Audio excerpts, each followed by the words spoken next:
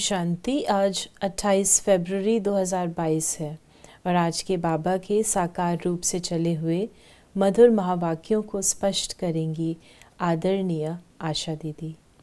ओम शांति दीदी। ओम शांति। बाबा ने कहा, मीठे बच्चे, तुम्हें पढ़ाई से राजाई लेनी है। ये पढ़ाई है तुम्हें डबल सिरताज बनाने वाली। तुम अपने लिए अपनी राजाई स्थापन करते हो।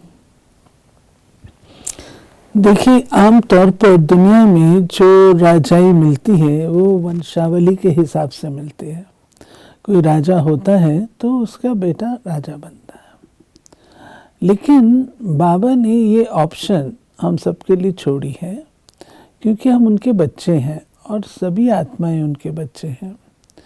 तो बाबा हमको पढ़ाते हैं, तो पढ़ाई के आधार से हम राजाई पद प्राप्त करते हैं। जितना अच्छा पढ़ेंगे उतने अच्छे राजा बनेंगे, बड़े राजा बनेंगे। और अगर पढ़ाई में गफलत करेंगे तो फिर नंबर वाइज पद भी हैं इसके अंदर। पहले विश्व महाराजन हैं, फिर महाराजन हैं, फिर राजन हैं, फिर उसके नीचे छोटे छोटे स्टेट के राजा हैं। फिर इधर देखेंगे तो दास दासियाँ हैं, प्रजा है, साहूकार प्रजा है। तो ये सब है, ये सब हमारी अपनी पढ़ाई पर डिपेंड करता है, हम कैसा पढ़ रहे हैं।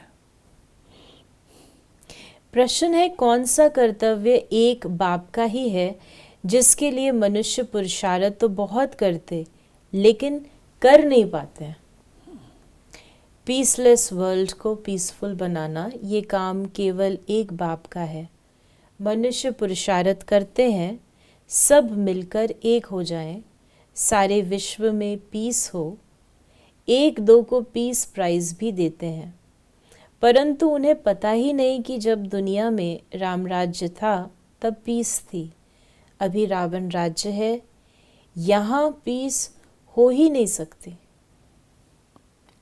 बाबा ने ये कई बार ये बात समझाई है कि लोग चाहते हैं कि ये पीसलेस वर्ल्ड और उसमें पीस हो।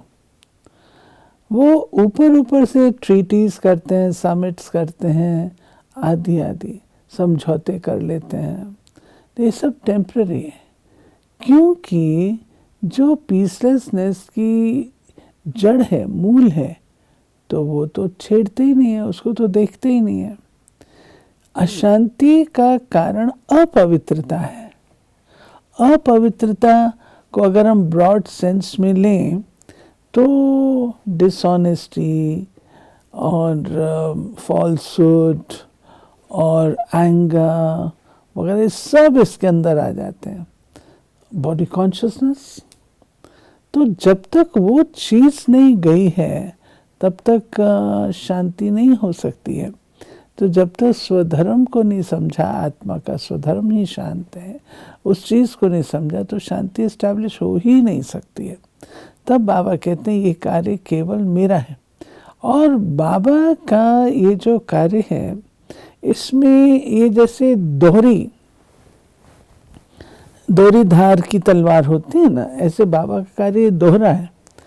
एक वक्त पर बाबा 3 कार्य करते हैं।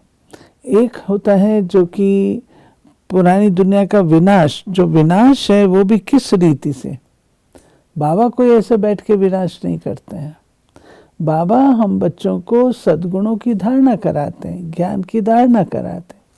जितनी जितनी हमारे जीवन में रोशनी बढ़ती जाती है उतना उतना जो पाप कर्म है वो खत्म होते जाते हैं। जब हम अच्छे बन जाते हैं तो वो सारी चीज़ें जो कि अशांति वाली, उनको हम ख़त्म कर लेते हैं, विकारों को समाप्त कर लेते हैं, पर्यावरण को शुद्ध कर लेते हैं। जब ये सब चीज़ें हो जाती हैं तो स्वाभाविक शांति हो जाती है। बच्चों की दिल में आया कि पारलौकिक बाप आया है लेने के लिए। कहाँ ले जाएगा? शांति धाम। फिर क्या होगा? जिन्होंने अच्छी रीति पढ़ा है वो सुख धाम में आएंगे। वहाँ आना है वाया मुक्ति धाम से। आत्मा समझती है कि बेहद का बाप सुख देने के लिए आया है। सारा दिन ये याद रह सकती है। जिन्हों को निश्चय नहीं वो यहाँ आ नहीं सकते। तुम ईश्वरीय औलाद हो। बाबा भी समझते हैं मैं बच्चों के सामने आया हुआ हूँ। बरोबर कल्प पहले भी पतित भ्रष्टाचारी दुनिया में आए थे। ये खेल है ईश्वरीय संप्रदाय और आसुरी संप्रदाय का। नहीं, बाबा कहते हैं कि मेरा आना कब होता है। जिस समय दुनिया अच्छी है, संभली हुई है, उस समय मुझे आने की आवश्यकता नहीं है। ठीक ठाक दुनिया में मैं क्यों आऊँ? मैं आता तब हूँ जिस समय दुनिया का हाल बिल्कुल बेसुरा सा हो जाता है।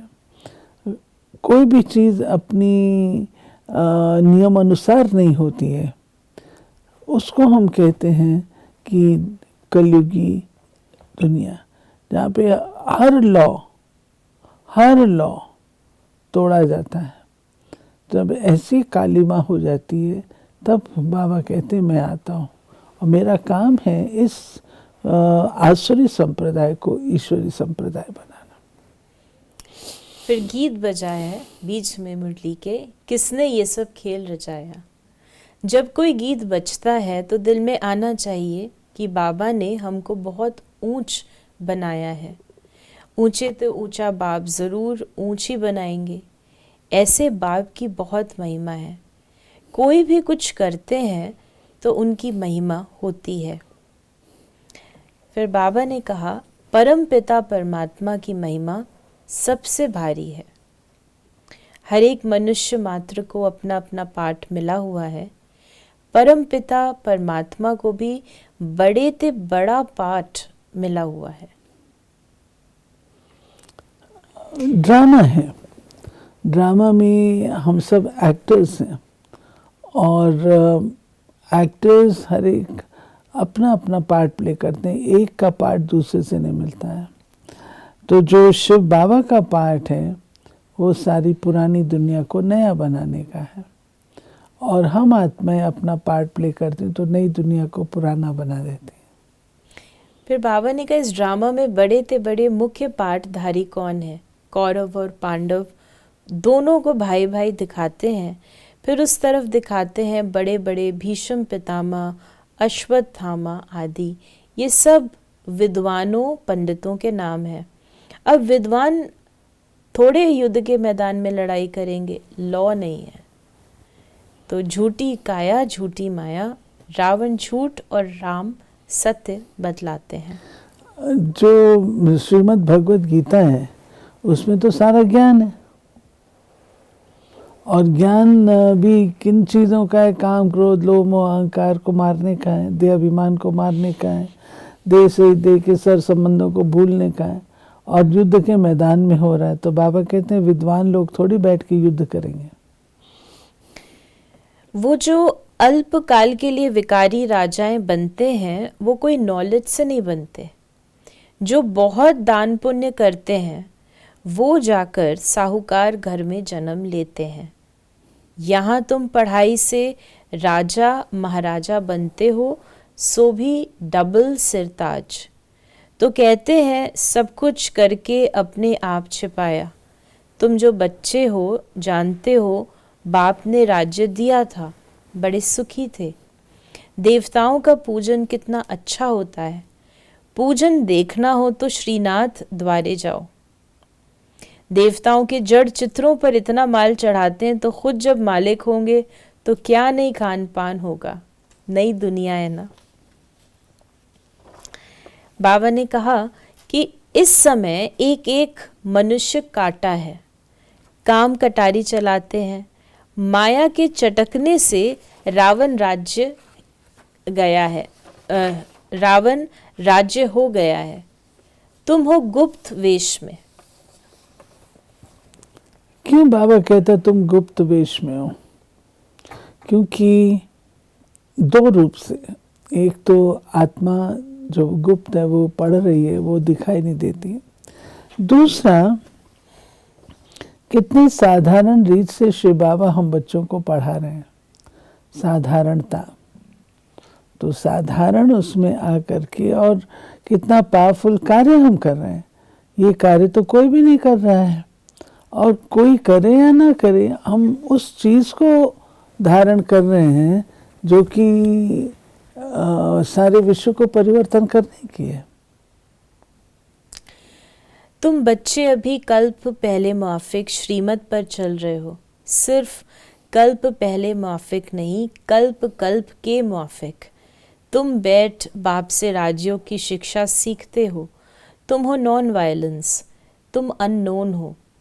तुम अपने को जानते हो, दुनिया तो नहीं जानती कि ये शक्तियाँ गुप्त रीति योग बल से विश्व पर अपनी दैवी राजाई स्थापन कर रही हैं। तुम हर एक अपनी बादशाही लेने का पुरुषार्थ करते हो। फिर बाबा ने कहा, बाप कहते हैं ये नॉलेज प्राय लोप हो जाती है। ये जो इतने मंदिर शास्त्र आदि बने हैं सब खत्म हो जाने हैं। भक्ति मार्ग की एक भी चीज़ नहीं रहती। अभी बाप कहते हैं सिर्फ मुझ एक को याद करो और सबसे ममत्व मिटाओ। सन्यासी तो ऐसे कह न सके। उनका है निर्वृत्ति मार्ग, पावन से पतित, फिर पतित से पावन तुमको बनना है। बाबा ने हम बच्चों को कहा, बाबा ने कहा कि सन्यासियों का है निवृत्ति मार्ग, तुम्हारा है प्रवृत्ति मार्ग। प्रवृत्ति मार्ग हम लोग घर गृहस्थ में रह करके, संसार में रह करके एक विशेष चीज़ है। देखिए, आप के सामने कोई चीज़ है और आप उसको अवॉइड करके चले जाते हैं, तो आपने उसको फेस नहीं किया है। फेस करने के लिए पढ़ाई चाहिए।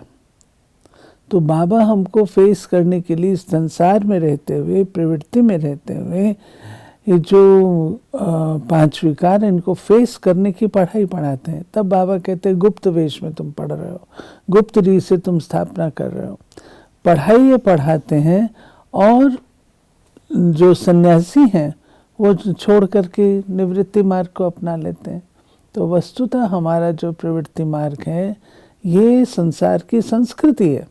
परमात्मा ने ये संस्कृति बनाई है, परंतु इससे अगर हम तोड़ते हैं इस संस्कृति तो वो तो ना अननेचुरल हो जाता है ना।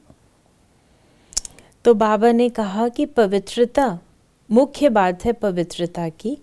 पवित्रता की ताकत से तुम पतित सृष्टि को पावन बनाते हो, बाप की श्रीमत से।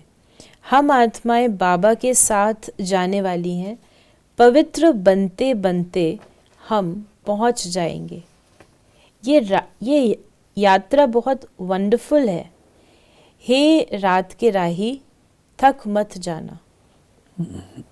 बाबा ने कहा कि अभी तुम चल रहे हो, तुमको चलते रहना है, इसमें थकना नहीं है। तुम्हारी यात्रा है। यात्रा माना सदा चलते रहना। यात्री उसको कहा जाता है जो कि ऑन द मूव है, ऑलवेज ऑन द मूव, उसको यात्री कहा जाता है। तो ये तुम्हारी यात्रा है। इस कलयुगी दुख धाम से तुम सतयुगी सुख धाम जाते हो। इस यात्रा में कई बातें आती हैं, लेकिन तुम थकना नहीं। जितना बाप को याद करेंगे पद भी उतना ऊंच पाएंगे। कमाई बहुत है, नहीं करेंगे तो भस्मीभूत हो जाएंगे। कुछ तो मेहनत करनी चाहिए ना। लौकिक बाप को उठते बैठते चलते फिरते याद करते हो ना, पारलौकिक बाप को क्यों भूल जाते हो? लज्जा नहीं आती है? लौकिक बाप को कभी भूलते हो क्या? पारलौकिक बाप जिससे स्वर्ग का वर्षा मिलता है, उनको भूल जाते हो तो वर्षा भी भूल जाएगा, फिर क्या पद पाएंगे? युक्ति से बतलाते रहते हैं, बस बाबा आया कि आया। हमको अब ये शरीर भी नहीं चाहिए।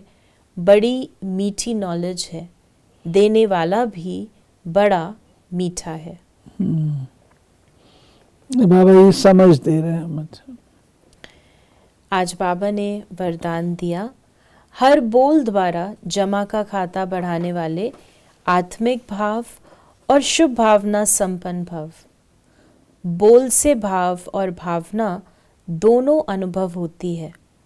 अगर हर बोल में शुभ व श्रेष्ठ भावना आत्मिक भाव है तो उस बोल से जमा का खाता बढ़ता है। यदि बोल में ईर्ष्या, हसद, घृणा की भावना किसी भी परसेंटेज में समाई हुई है तो बोल द्वारा गंवाने का खाता ज़्यादा होता है। समर्थ बोल का अर्थ है जिस बोल में प्राप्ति का भाव व सार हो। अगर बोल में सार नहीं है तो बोल व्यर्थ के खाते में चला जाता है। वाणी के ऊपर बहुत कुछ डिपेंड करता है। जैसी हमारी वाणी होती है वैसा ही हमारे व्यक्तित्व की पहचान होती है, क्योंकि संकल्प को तो कोई रीड नहीं कर सकता है, लेकिन वाणी से हम स्वयं को प्रत्यक्ष करते हैं। इसलिए वाणी हमारी बहुत युक्ति युक्त होनी चाहिए। स्लोगन है, हर कारण का निवारण कर सदा संतुष्ट रहना ही संतुष्ट मणि बनना है। तो ये थे बाबा के आज के मधुर महावाक्यों का स्पष्टीकरण। यदि आपके मन में कोई सवाल है तो आप मैसेज करें या व्हाट्सएप मैसेज करें 8826599309 पर, और हम आपके प्रश्नों का उत्तर प्रश्नोत्तरी कार्यक्रम में लेने का प्रयास अवश्य करेंगे। ओम शांति।